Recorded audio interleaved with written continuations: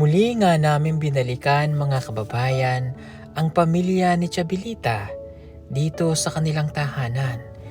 Inabutan namin ang kanyang asawa at dito nga napag-alaman namin na bulag nga ito. Kinakapan niya ang daanan ng kanilang bahay. Nagkaroon daw ito ng katarata, 9 na taon na. At dahil hindi maipagamot, lumala ito at nauwi sa pagkabulag. Kaya simula noon ay si Chabelita na ang nagtataguyod sa kanyang pamilya. Kaya nahihirapan siya sa pangaraw-araw nilang pamumuhay at pag-aaral ng kanyang mga anak. Mga kababayan, narito pong muli ang pagpapatuloy ng kwento ng kanilang buhay.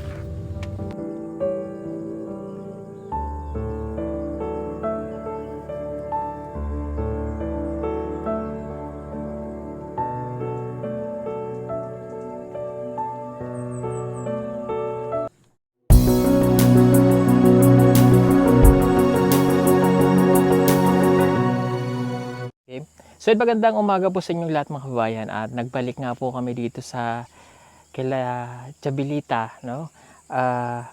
Kaya lang hindi pa namin inabutan si Chabelita ngayon at nang hindi daw po ng mais siguro po ay kakainin nila or hindi ko po alam kung pananghalian ba o kung ano man. Ang naabutan lang namin dito sa bahay po nila, yung asawa niya na blind, nandito po sa loob. At kung mapapansin nyo nga po mga kababayan, yung itsura ng kanilang bahay dito ay talagang napakaliit. So yung bahay nila ay parang nagbahay-bahayan lang. Pero tahanan po ito, no? Simpleng tahanan nila na dito po sila nakatira at umuusok pa, parang may niluluto. Tara, punta po tayo. Ikaw makiusap, sis. Mayong buntag tay.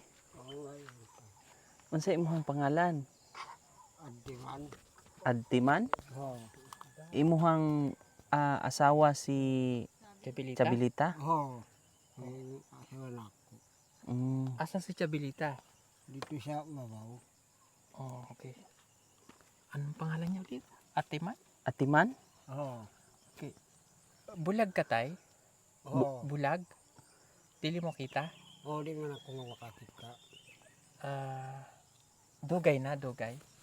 Hapit namin. Anong patuid? Anong? 6 years. 6 years na. 6 years? 6 na taon? Dili mo kita? Parang katarata, no? Parang glaucoma yan. Glaucoma. Dalawang mata po yung hindi nakakakita sa kanya. Parang katarata. Oo. Puti lang, no? Tapos, yung nasa bibig niyo po mga kababayan, nagmamama po si kuya. Pilay mo edad, tay? Hapit ako magsasinta. Malapit to siya mag-60, so 50 plus na. Pero parang wala siyang 50, ano? Parang napakabata pa rin eh. Parang hindi siya... Sigurado, magsi-60 na to? Malapit na daw siya mag-60. No? Parang wala sa edad niya na... Parang feeling ko... Di ba 50? O 50 daw. Feeling ko parang nasa 30 pa lang siya. No? Okay. Wala pa po si Chabelita. Sulod tayo sa loob. Pwede magsulod sa loob? Oh, pwede. Sige po. Sandali. Tatanggalin ko lang po yung aking tsinelas.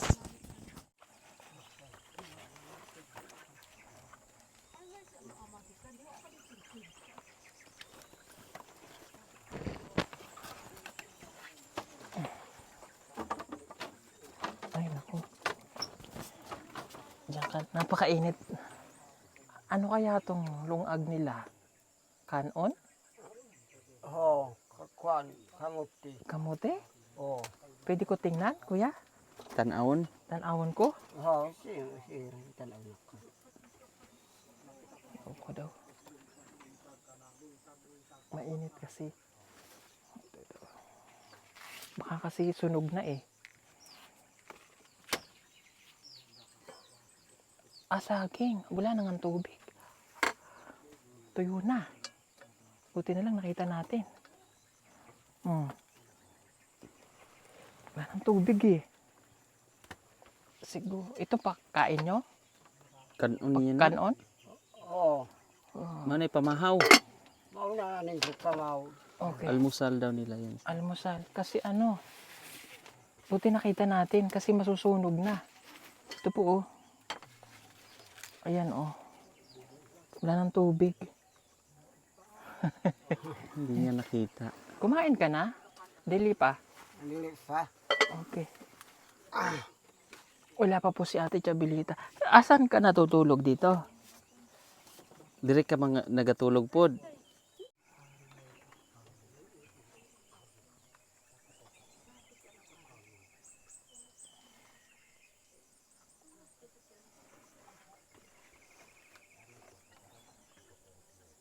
Ate. Oo. So, okay. Ito anak mo ito? Oo. O, pasok ka, halika. Kamukha niya, ang ganda ng bata. O, dito ka, dito ikaw, upo ka. Oo, sukan di rawan. Si ate po, yung asawa ni kuya. Ito naman, anak mo, panganay. Oo. Kamukha mo siya, no? Mm. Ilan nga yung anak mo? Upat ka buok. 4 po ito, tapos ito po yung kanyang asawa. Okay, saan ka galing? Nangayo kong similya nga mais. Patanim na mais. Okay, binhi. Magtanim ka? Oo. May nakuha ka? Oo na. Gamay lang. Okay. Kayo may gipalit na ako. Hindi gamay ra ang hihatag sa ako. Ano daw yun? Hindi ka. Oh. Ito. Oh, kanya na kong nakuan nga mais. Okay. Itatanim mo ito sa... Binili mo? Oh. Okay. Itatanim mo ito sa uma mo. Mm. May uma ka? Oh.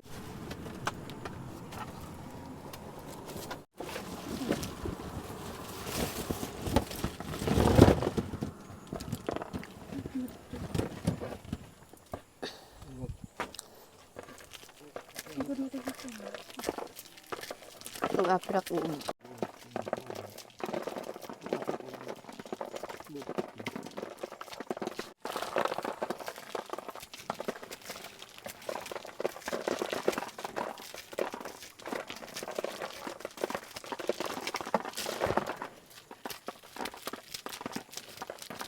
Yung mais mga kababayan, ito po yung itatanim nila sa uma niya o sa bundok. Pero pagkatanim nito, syempre, mag-aantay pa sila ng 3 months bago anihin. So medyo matagal. Kaya kailangan may alternative sila. Pwedeng kamote o saging na pangkain po nila. Kasi nga yung bigas, wala po silang pangbili noon. Ang bilis nilang magtanggal.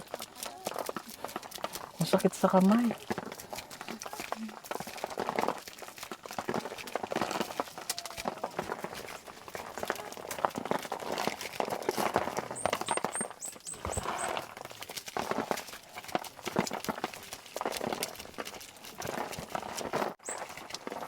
Grabe yung kamay ni ate, parang makina.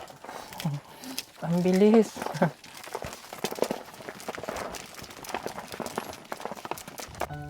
Kailangan daw nilang makapagtanim kaagad ng mais upang sa darating na tag-ulan ay mayroon na silang handang makakain.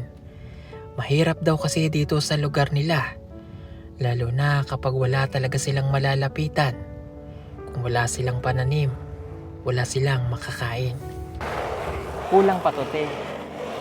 Kani? Oo, konti pa. Oh, kulang pa. Saan ba nakakabili ng binhi nito, sis? Sa agri-farm, no?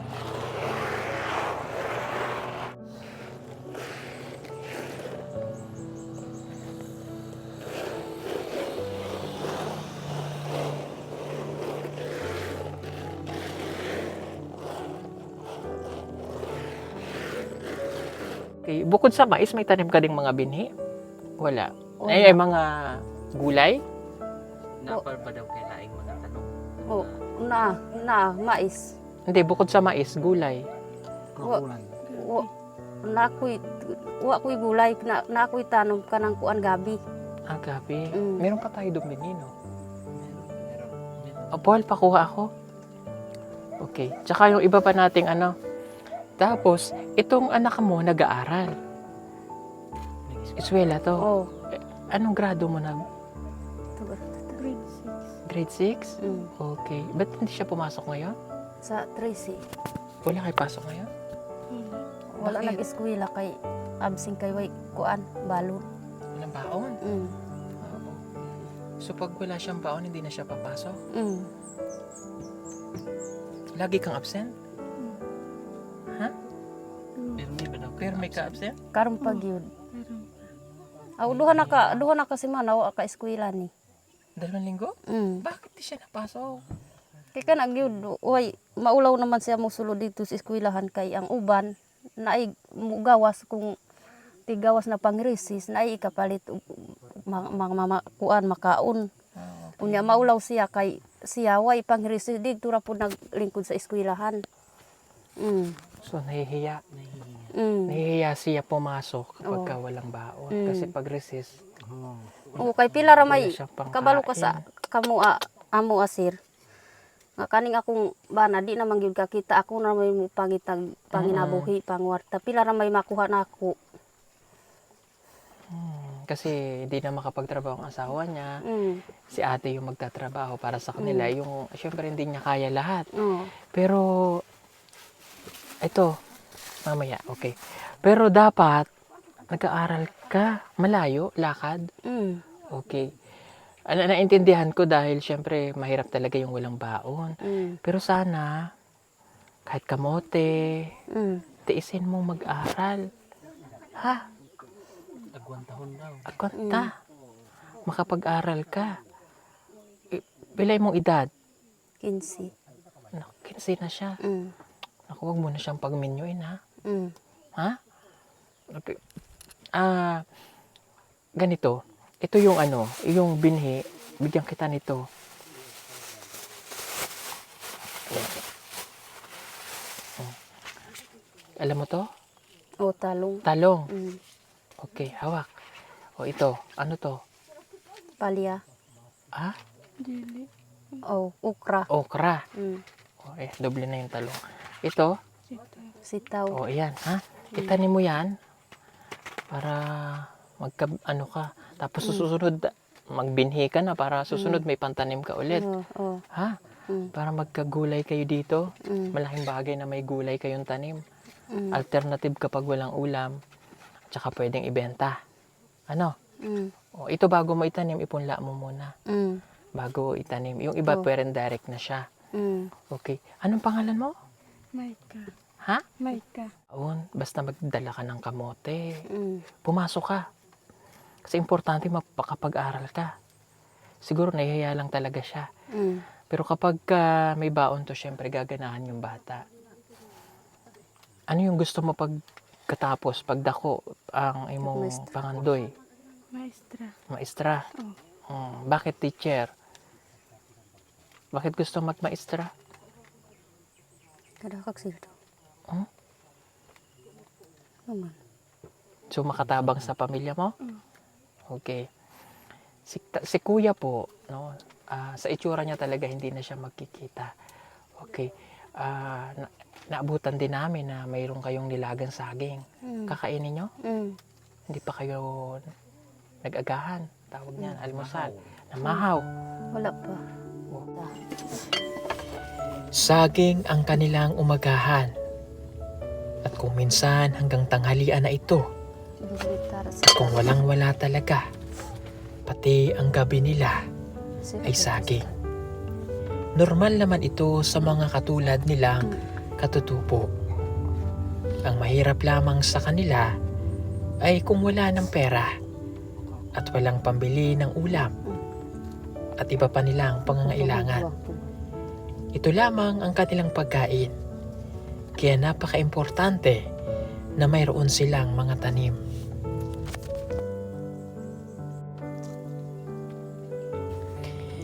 Napakasimple lang ng kanilang buhay.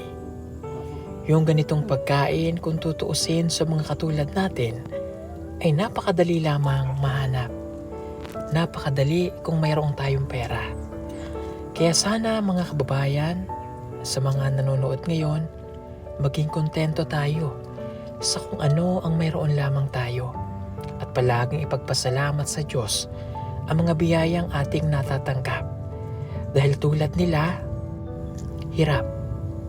Hindi nila alam kung anong mayroon pa silang kakainin bukas. Kaya huwag tayong mag-aksaya ng pagkain sa ating pagkainan.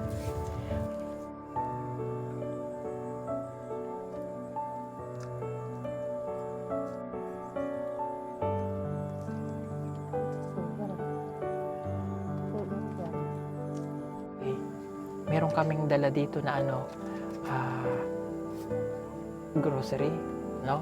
At may dala kami ditong bigas para sa inyo. Peter Paul! Yes, ipasok na yan. Yan. Para sa inyo yan. At saka mayroon pa po yan doon kasama. May kasama pa po yung bigas.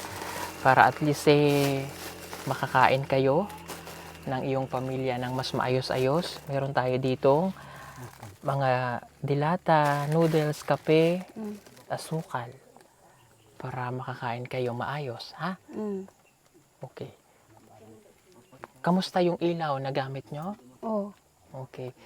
Umulan kagabi malakas ang ulan. Basa. Basa. Nabasa daw po sila. Ayan. Okay, pasok ang bigas. Hindi kayo tayo magiba? Dili. Dili. Tapos Paul, yung isang banig tsaka kulambo. Okay. Yung bibigyan din namin kayo ng banig. Kasi may wala silang hinihigan mga kababayan dito. Para mayroon na kayong banig. So, yung bigas, para at least mayroon na po silang pangkain. Hoy, makamartil ko unin ang kuwan. Cut mo na sis. Ang akong pangandoy. Sige ko makaakuan. Nga, dugay namin nagpuyo. Kuan nakatuig ning akong bana pagka siyam nakatuig. Nga, huwag yun makatabang sa amo, abis sa kinsa. Mautong makahilak usahay ko kay inyo pag yun ang nakatabang sa ako sa pagkalisod. Kamu pag yun. Ang laing wag yun. So, sabihin niya, ikaw pa lang po. Oo, tayo pa lang daw nakatulong sa kanila. Okay. At lulubusin na natin yung tulong ulit. Mayroon pa ditong kami ibibigay sa'yo. Magti-thank you lang muna tayo para po dun sa grocery na 3,500. Kay Tita Emma Cruz, 1,000. Leslie Obana, 2,200. Gina Payot Lumongo, 1,300. Yung binili po natin ang grocery. That is 3,500. Okay. Meron pa ditong nagpadala ng tulong. Okay. Galing kay Tita Julie Luna, 5,435. From Ate Mitch, 5,000 pesos. Okay. May ibibigay kami sa iyo, ate, na cash donation para makatabang sa inyo. That is 10,000 pesos para sa iyo. Sige, ganun mo yung kamay mo, ate. 1, 2, 3, 4, 5, 6, 7, 8, 9, 10. Okay. Salamat po kayo, sir. Mhm. Salamat kaayo, sir. Kaingi ho pag yun ang nakahatag sa amo, adir. Dugay na mi, sir. Pagkaabuta sa akong panawag yun kahatag sa amo, ag pariw, ani. Kamu pag yun, sir. Mautong din ako kapugungan, sir. Kahilak yun ko. Kaya abi na ako. Pag dahom na ako, sir, wa na yun makatabang sa ako, Sa agig kalisod. Naaraman di ay panalangin sa Ginoo sa ako, sir.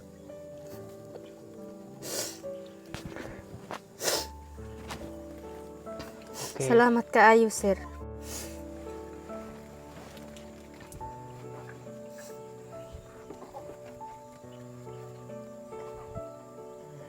Tagal ka ng bulag, kuya, no? Oo. Dugay ka na di makakita. Oo. Siyam na katuig, sir. Di na siya kalakaw.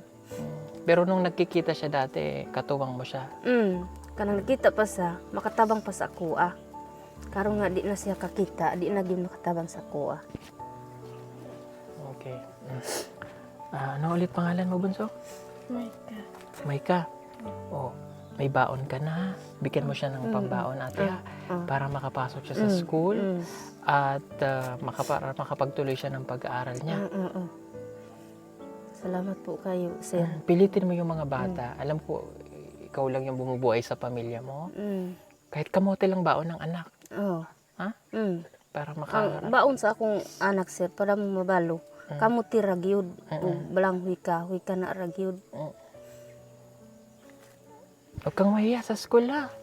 Tiisin mo. Di Ganun na- talaga di na ang kaulaw buhay. utak kay- Huwag kang naanamay maulaw. siya, balon niya pag eskwela. Para makatulong ka kay mama. Pag naging teacher ka, aangat kahit paano yung buhay nyo. Daily na si mama, mahirapan ba? Taka si papa, hindi na makakita. Minsan hindi siya nakapagpagamot. Hindi siya nakapagpagamot. Tambal. Wala. Kasi ang problema kasi sa dito sa katutubong mga kababayan, siguro kung mayroong medical mission, naakit ng mga doktor, matitingnan yung mga tao dito na may mga sakit. Sobrang layo kasi mga kababayan sobrang layo sa bayan, sobrang layo sa city. So kapag may sakit ang mga tao dito, talagang yung iba, it's either mamamatay na lang, titiisin yung sakit nang walang gamutan. Pag may katarata yung mga tao dito, hindi ka agad naagapan hanggang sa nauwi na sa pagkabulag at hanggang sa mahuli na yung lahat, putok na yung mga ugat ng mata nila, hindi na makakakita.